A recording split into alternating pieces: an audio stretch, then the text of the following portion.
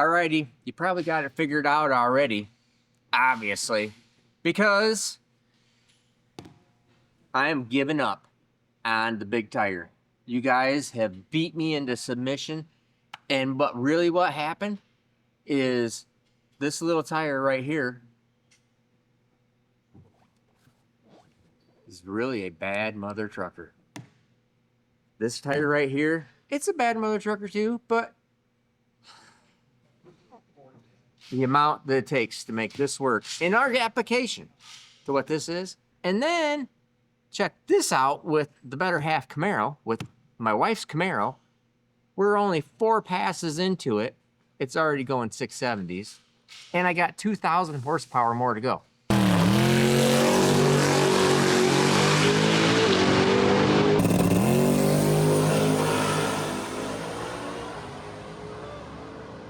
Put the tires on, changed my ride height so I could see how the car looks like. That's what you already saw. Now, with first things first, we're gonna take the rear end out of here. But I'm gonna show you every single thing that it takes in order to convert your car over from a big tire car to a small tire car. It is not just throw the tires on there and make a couple little tune-up changes and go. It's not. First off, it is suspension. I'm going to show you all that, how it has to change. But before I can even get there, we need to get the tire on there. How do we get the tire on there? We got to have the right back spacing. The rear end's got to be right. We got to change the rear end gearing because we can't run the same gear that this tire needs as what this tire needs. Then we got to change shocks, struts, even torque converter. So there is so much stuff here going on. It's amazing. And I've been figuring out the math and figuring out, and I'm going to show you how the car works and what it was doing. And I'm running all this math in my head, and you guys can tell me if I'm wrong or not, because you've been telling me to run radials for a long time. But you tell me if I'm wrong or not on how the car all works and what the disadvantages of running a big tire car or big tire on this car is, and how the car still works and the way weight transfers, everything works, and how it would benefit in a radial. So let's get this rear end out, and I'm going to show you some really cool, amazing stuff on that. So let's get after it. Now I just had these, they're my street drive shocks.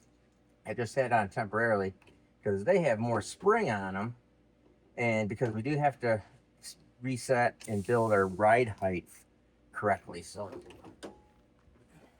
these ones set higher for the street, and so we'll be figuring this all out when AFCO gets us the super Billy bad boy shocks like what are on the better half Camaro that work freaking awesomely.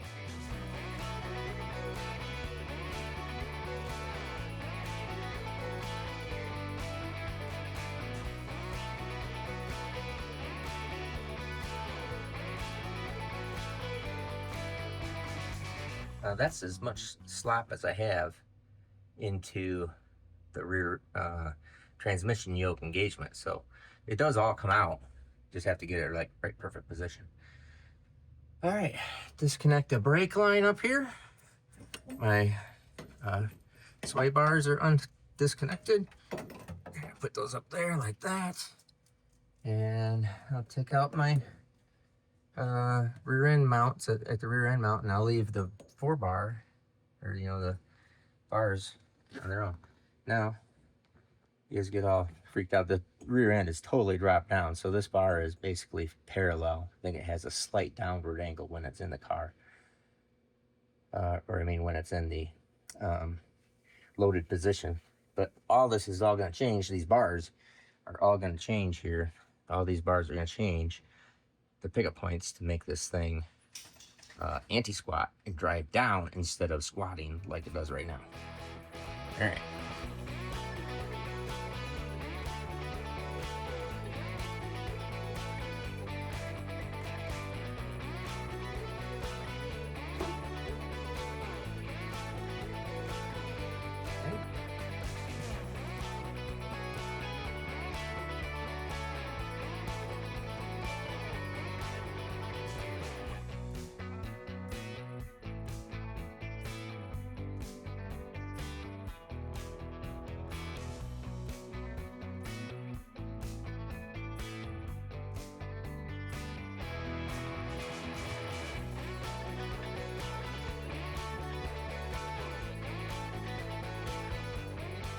All right, now this right here is what you call a big friggin' rear end. Let's get it some kind of scale. Like, there is your paint can, you know, your normal little paint can. Look at the scale of this thing. It's massive. 12-inch ring and pinion. Let's open up the box and check this out. All right, let's unpack this thing. We got some kind of tool here, and now more packing paper, and then holy cow, look at this. Holy crap. What in the heck? Look at that. That's a freaking pinion, my friend. Wow. Holy cow. That is off the hook. Let's get this is a tool, I think. Let's get the rest of this out. So there's a whole, I had to change the spool for this. So, because this is a 320 gear versus the 370 gear that's in it. Man, this thing is packed in there so tight. Holy crud. Shim pack. Oh, whatever. Figure that out later. Jeez, oh Pete's. Alright. Okay, so all that. This box was never gonna surrender this box. Alright. This is nothing. That's junk. Alright, so this has gotta be the spool. Let me just do it now. There we go.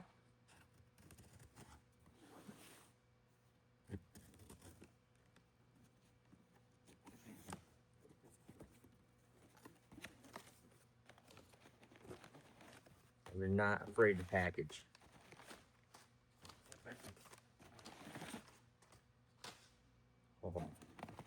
Oh, mama. Mama. Holy freaking egg.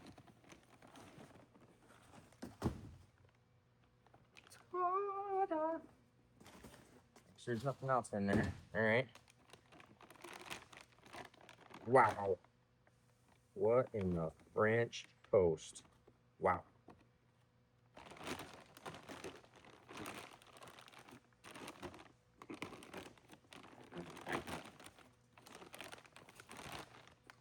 Holy. Oh.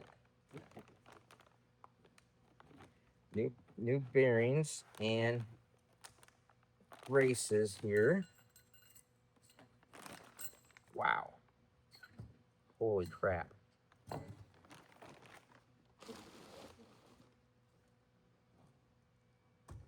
Check that out. Now I got an interesting comparison here. This is crazy. So this is how crazy this is. Sorry. All right. 12-inch. Look at this freaking spool and this gear set. Holy cow.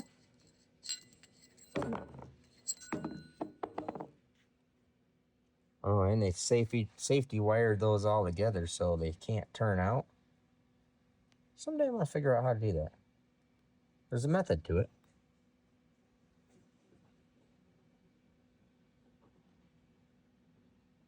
See? Huh. How's that work? Oh, I can't wait to take this all apart because the axles just come right out of this. And let me put this back together and just set it on here.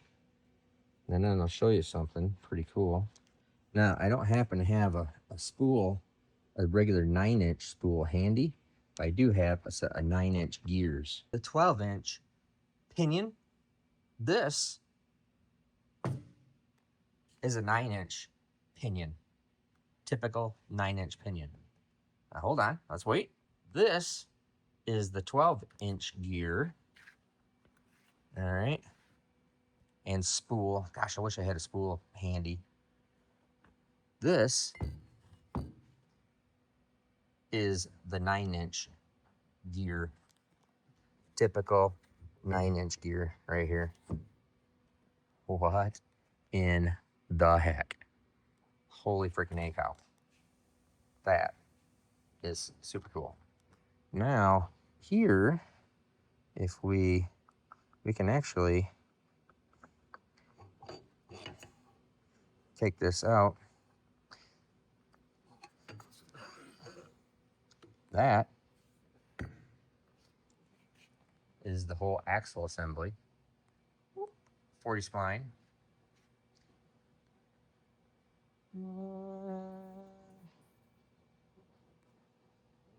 Yep, still straight. No bends or twists in it yet that I can see. No, there's a little funny oil discoloration there, and it actually rides all the way up to here anyway, so that's a lot of engagement. Holy cow. Yeah, it's all the way up to there. So sweet. Holy cow, look at this. That is the most manly man. Wimpy man. Manly man. Wimpy man. Anyways, we're going to get into tearing this thing apart, and I'm going to be figuring this out. So let's get after it. Alrighty, I'm back, and we're going to work on this thing tonight. And, but I'm still in awe. I mean, I put this in myself, but see, we got to clean it all up. And I'm still just amazed at how big and bulletproof this thing is. As a matter of fact, let me show you the third member. So this part right here, all right, this whole part right here. Pretend that this housing, the housing is really super cool and billet goodness, but let's just look at this part right here, okay? This is what we typically would call the third member. Here's the third member they took out of the car that broke. I think there's a little bit of a discrepancy. Is that amazing or what?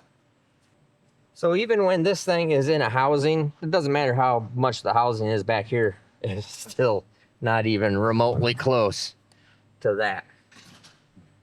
Look at just the sheer size differential there. Let me get down a little bit on here too. So, and this is a really good rear end. In fact, someday I just got to fix it because it still has the broken ring and pinion in there. But look at that. That is the ring gear. Typical Pro Mod 370 Pro gear with the spool on it. So this is what it's getting replaced. We get the point? It is crazy, insane cool. And it is heavier. There is no doubt it's heavier. But you want to break stuff or do you want to race stuff?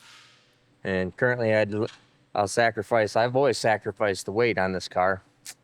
Although it's going to be very interesting because of how fast and how good the Camaro is. You have to keep in mind, the Camaro, remember Camaro right here? The Camaro has the old engine out of this car. I know exactly what it makes for power. It's the exact motor that was in Mullet that Cletus had. It is the scratch and SMX. We got 2,000 horsepower more to put into the Camaro to make this thing work. Insane. So we're gonna start going through the rear end. I'm gonna tear this thing apart because this is the first time for me too. I've never been in this rear end. I've been in a little 9-inch Ford stuff, no big deal. I've never been into this thing. So we're gonna get in there and see if we can get this thing all figured out. Because gear wise, so what I've done here is I have two transmissions. I actually have three transmissions. I have a 184 first gear and a 195 and a 195. I'm not in the mood right now to reinvent the whole wheel of first gear ratios in the wagon. So I know where the better half Camaro is. That has a 166 340 gear in it right now. Or maybe anyways, it's got a 166 first gear. And I can't remember if it's a 140 or a 340 or a 350 gear in there. I actually think it is a 350. It has a 166 350 gear in the better half Camaro right now. So in order to make the math work out, we have a 320 gear that we're replacing the 370 gear with, which will give me slightly more ratio in first gear, but the car is about 500 to 600 pounds heavier than the Camaro. It's 500 to 600 pounds heavier than every car. Almost every car, all right? Definitely fast cars.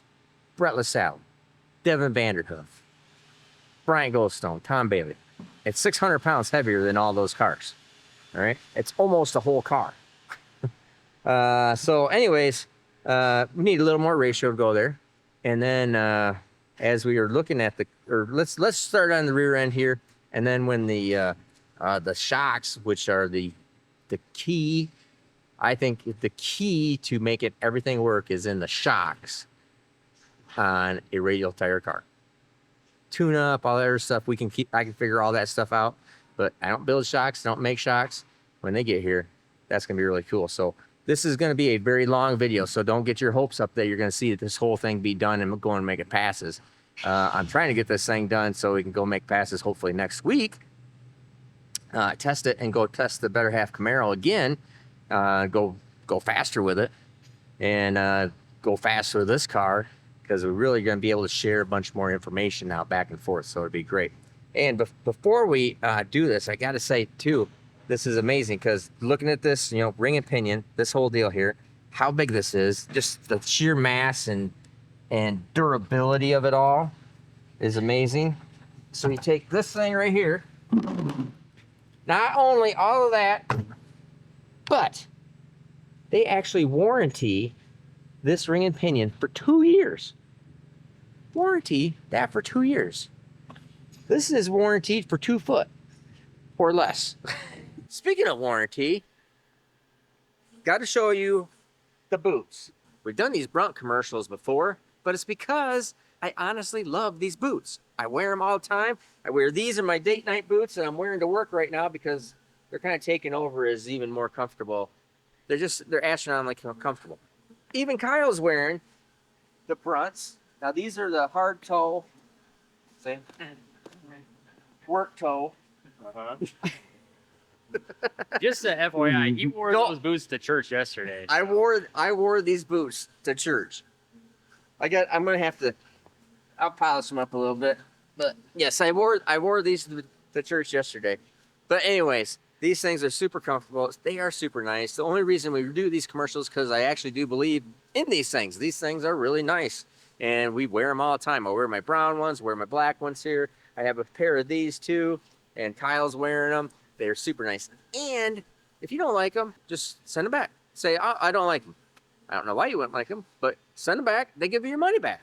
You can't beat it. So go to bruntworkwear.com and use discount code Steve Morris 10. In fact, I just gave this information to my oldest son because his wife wanted to go get some Brunt boots. I go, well, make sure you use the code. And she goes, oh, what code? Your code. My code. Use the code. So again, go to bruntworkwear.com, use Steve Morris 10, get a discount code. They really are extremely nice boots. You can wear them to church, wear them on date night, wear them to work, protect your toes, protect your feet, waterproof too. And if you don't like them, just send them back. Easy squeezy. All right, let's get back to this thing. Oh, ironically enough, this here is wheelie bar mount. This is the upper wheelie bar mount, and then the lower wheelie bar mount is right here. Look at that. Look at all the weight I'm saving by not putting this back on. That probably weighs 5 pounds.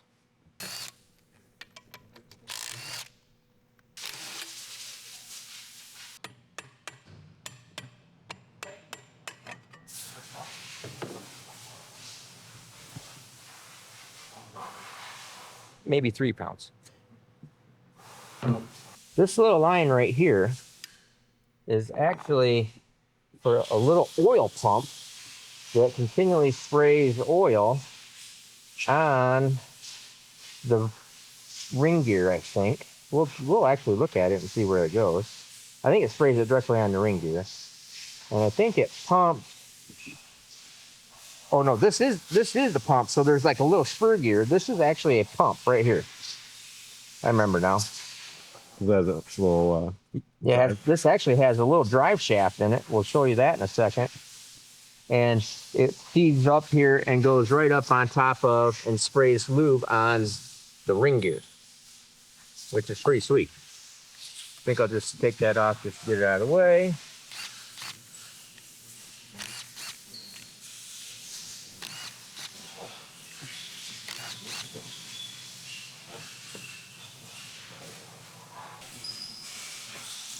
Look at that.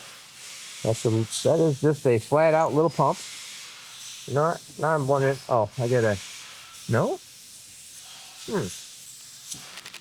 All right. I didn't take that off last time. I'm not gonna take it off this time. Because I did inspect this at the beginning of this year. Because it's been in there for 2 years. And I didn't take that oil pump off. I just took the whole cover off. So I think I'm just gonna go back to doing that. But you can see that cool little pump that's in there. Now, we'll take this cover off and start figuring out what we gotta do here.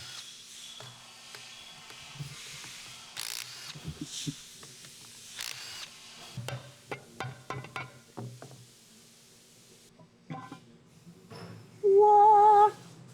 All right, and there's our little pump. I think the pump was just stuck in there with probably an O-ring around it. Looks perfecto. So there's nothing to do back there. Now this is our oil pump drive shaft. That's simply put, easy. Let's go.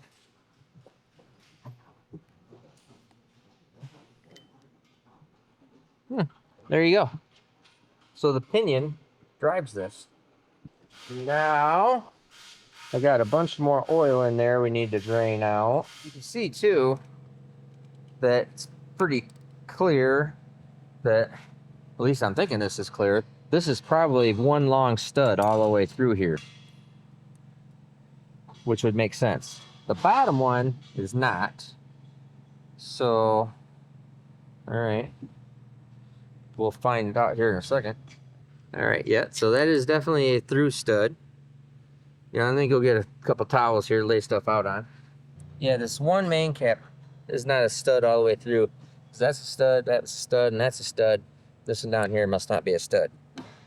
All right. Let's break these all loose, Nate, and then we'll take it apart. It has little pins for a dowel cap pull, or for a cap puller. I have that. Oh, that came off easy.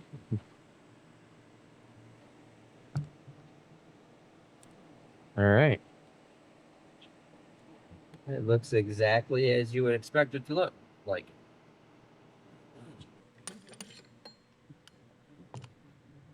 Ah, darn. Yeah, I think we're gonna have to take everything apart here. So I need to take off the end cones here so I can get in here with, that's what this tool is.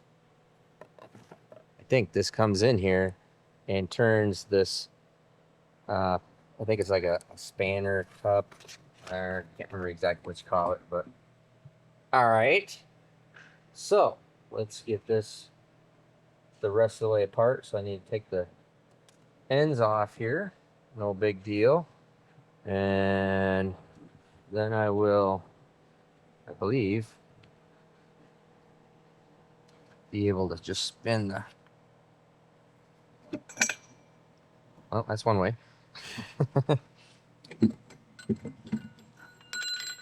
There. All right.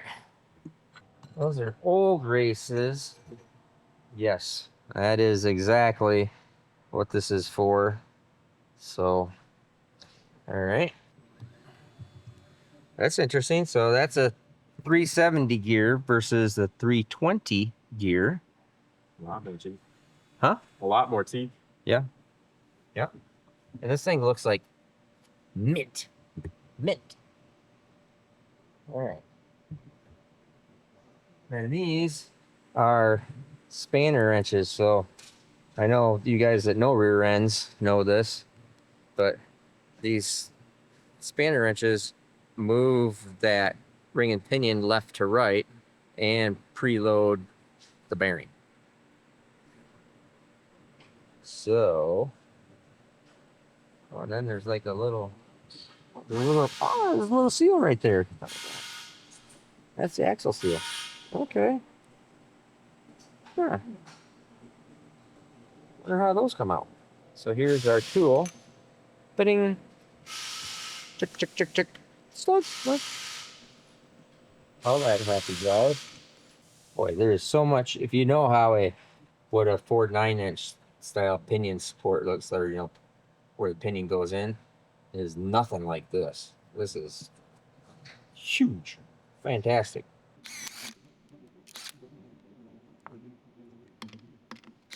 I had to just push that out from behind. Let's take this off too. There we go. There. All right. So it's just rubber seal that's around there. Dang, that is a big pinion support. Holy cow. Okay, then you can see up in there, we have that roller bearing. All up in that really big, super thick, sturdy housing that's all up in there. It's pretty impressive. All right, so now the pinion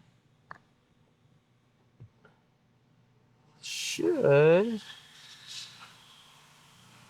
just come out of here. The bearing seal. It should just come out. Yeah. Should just come out. Look at the pattern on. You can see. I don't know if you can see the shiny pattern on that. Oh yeah. The wear pattern. That's. Imagine that's probably perfect. We're gonna see how we're gonna duplicate that.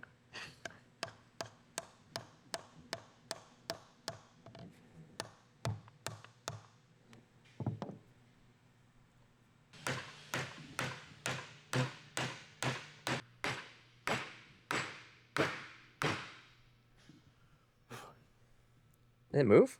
Nope. No.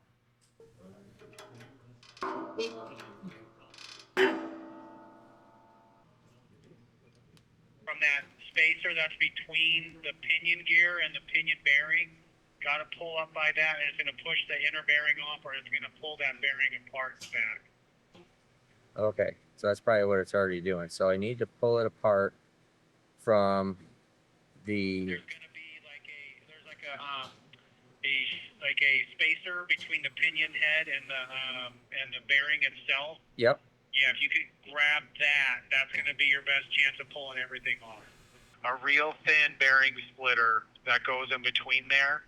Yeah, it'll grab that shim and then it'll pull from the inner bearing race and pull everything instead of, because it's an angular contact ball bearing in the back. Yeah. So if you try to pull by the outer race, it's just going to try to stick the inner race on the stem and pull that bearing apart as it comes apart.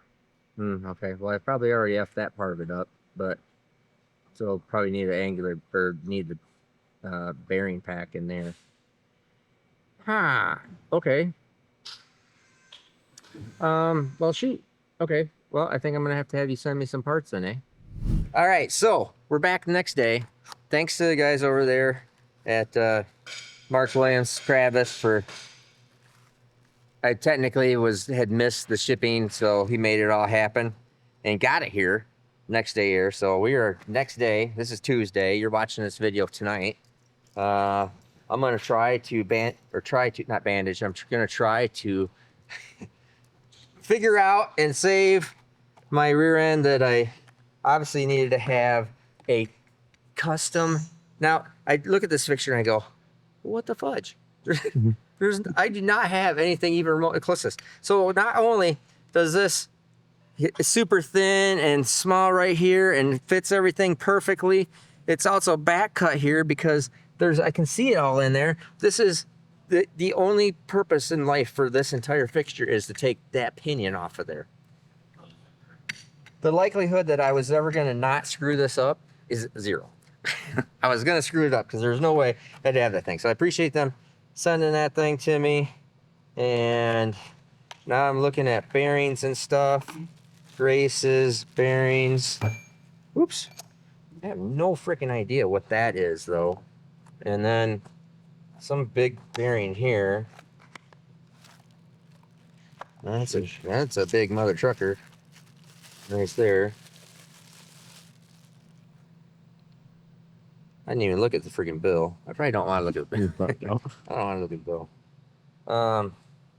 Yeah. So Sue comes to you. What's the charge for 20,000? what's the charge for 20 grand? Wow, that thing is like, I gotta tell you, that's the smoothest bearing I've ever turned in my freaking life.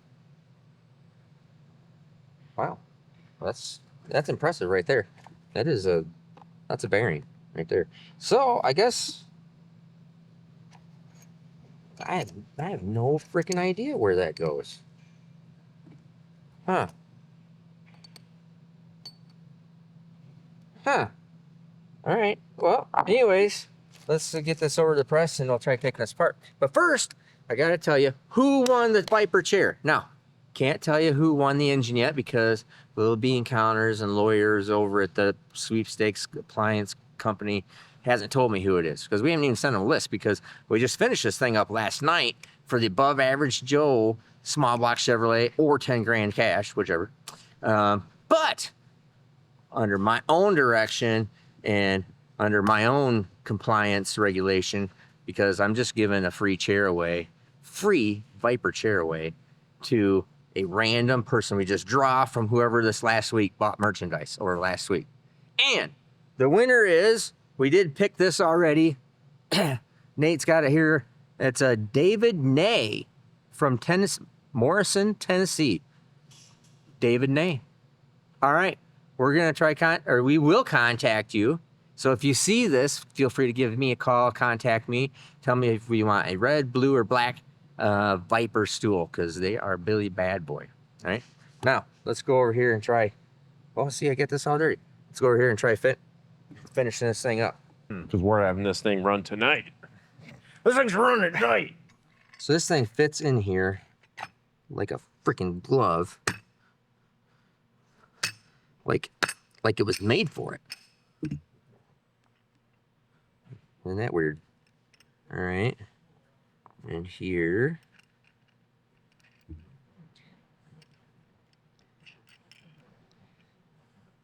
Oh, you know what we've been doing while I was waiting for these parts to come?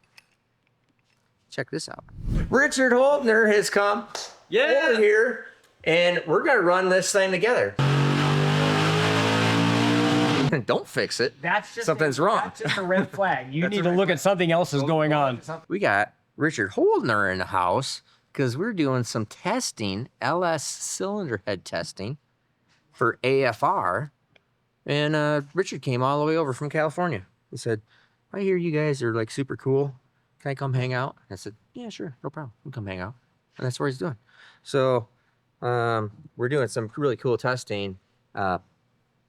NA boosted, cylinder head change, NA boosted, pump gas, E85.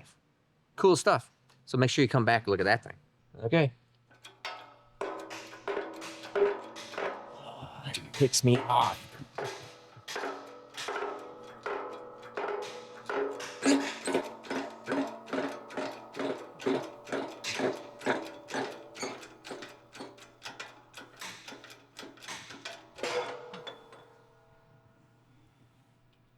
Ta-da.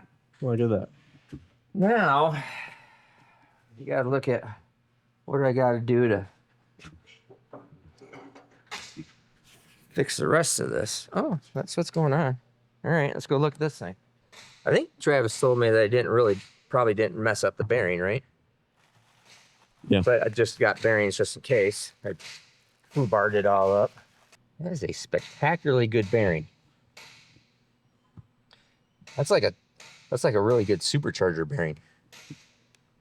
So I think that this must, I don't know how this works. Thinking. So this and the pinion nut. So the yoke, see right now, there's like 100,000 guys that know what to do with this thing. They're all screaming at me going, oh, you gotta do it like this, Steve. What the? You could have just called me and I'd tell you how to do it. I don't know where your freaking number is. Okay. So this obviously is here. Then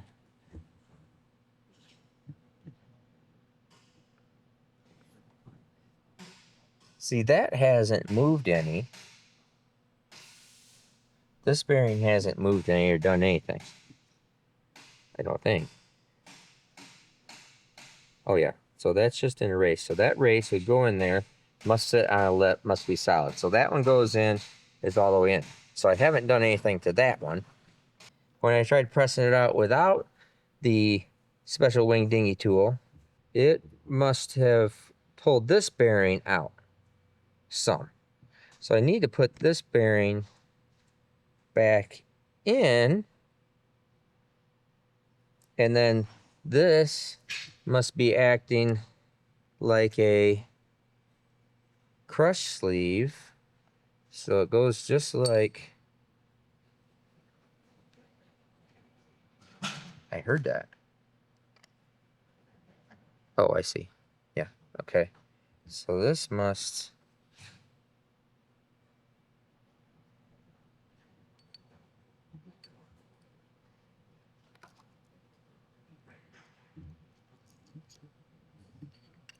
I believe, must go like that. Okay. So there's got to be an outer race on that side. Oh, so the pinion is pulling this in together. So the pinion nut thread, this comes up on the bearing assembly. Yep. And pulls everything all together.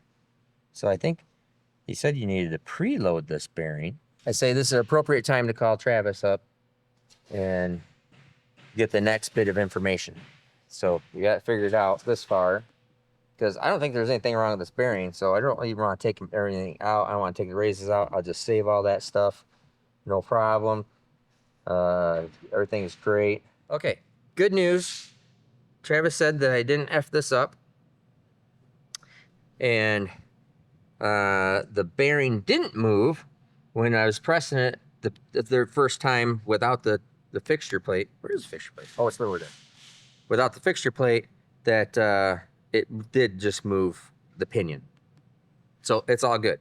And then the bearing is like freaking butter. Just super nice. So we are now going to be able to well, how does that work? Push this all together. So I must have to have something here on the front bearing holding that down, because that just comes up. So it's got to come in. All right, guess I'll be calling Travis right back to see how I push this all back together, because it would just push the bearing right clean, this bearing clean out. So it's got to be supported right there, which I could easily support that with this. Would hold the bearing in and would be spaced up properly. So, all right, let me call him back real quick. And then we'll put this together. I'm getting excited. It's like learning that I didn't F it up. I'm pretty happy about that. Use the yoke to center up as long as it's in the spline. It's in the spline, so it centers everything up and holds everything correctly. And that is the way they do it there.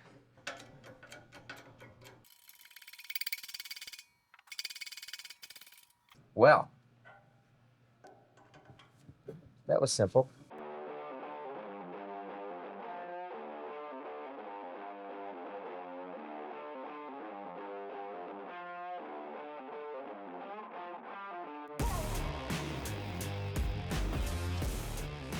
All right, we got the end bell off. You can see in here. How in the... Looks like that seal would have to come out Oh, to get the tool man, in there. it does all have to come apart. Well, I have to get this axle seal out right here. So the axle goes through there and just rides on the seal. And between the spool, because I can't get the tool in there to do the spanner wrench without doing that. And means I need to take all the rest of it apart. Gosh darn it. All right, well, fair enough. Fair enough. I guess it all comes apart as a little sandwich plate unit here. Dang it. I wanted to leave this all together as much as possible. And it looks like I'm not going to be able to do that. Looks like I'm going to be tearing this all apart. But hey, at least Reed will be able to clean all the parts up and make it look like brand new. Good job, Reed. All right, well, crud. That sucks. Notice full floater. This is what a full floater is all about. See, everything's solid. It doesn't matter if there's an axle in there or not. So when you break an axle, if you ever break an axle or strip anything out, it doesn't send, well, it probably would send the car into the guardrail, sorry. But at least the wheel won't fall off. You'll still hit the guardrail or the wall, but at least the wheel won't fall off. I'm quite proud of my rear end stand fixture. Nate doubted me. He said, oh, just roll it around on the table. So I'm not doing that, Nate. That's why you're a camera guy, not a certified rear end, Mark Williams rear end rebuilder, modular rear end rebuilder. I haven't been certified yet, but we're getting there. All right, so I think I'm gonna start out with the same pinion spacer.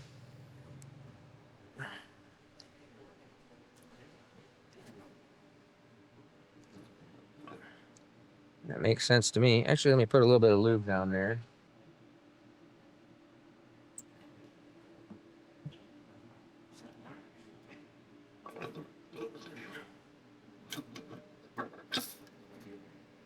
All right.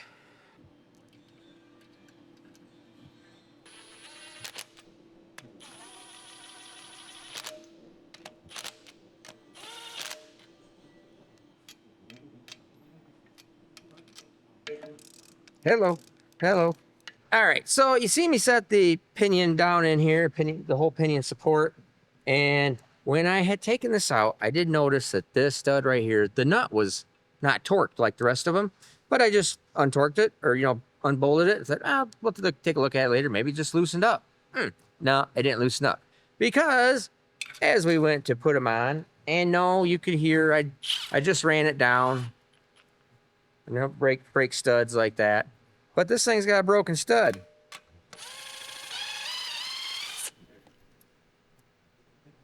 Right there. So, unfortunately, I'm going to have to bail out on this. I was really hoping to have show you how to get the whole rear end together and set the backlash and do everything. We're going to have to do that on the next video. So, I think we're going to do this on Tuesday because we got that really cool video with testing AFR cylinder heads on the LS and the stock this is a true deal for all you stock bottom end guys. This is a stock 6.2, like bought a crate engine, tore it apart, pin the crankshaft, open the ring gap, put our camshaft in it, springs, retainers, keepers, valves, and this thing's pretty good. So I've been doing that all at the same time I'm trying to do this. So come back for that on Thursday, and I think we're gonna have this probably on Tuesday. So I'm Steve Morris. Have a great day.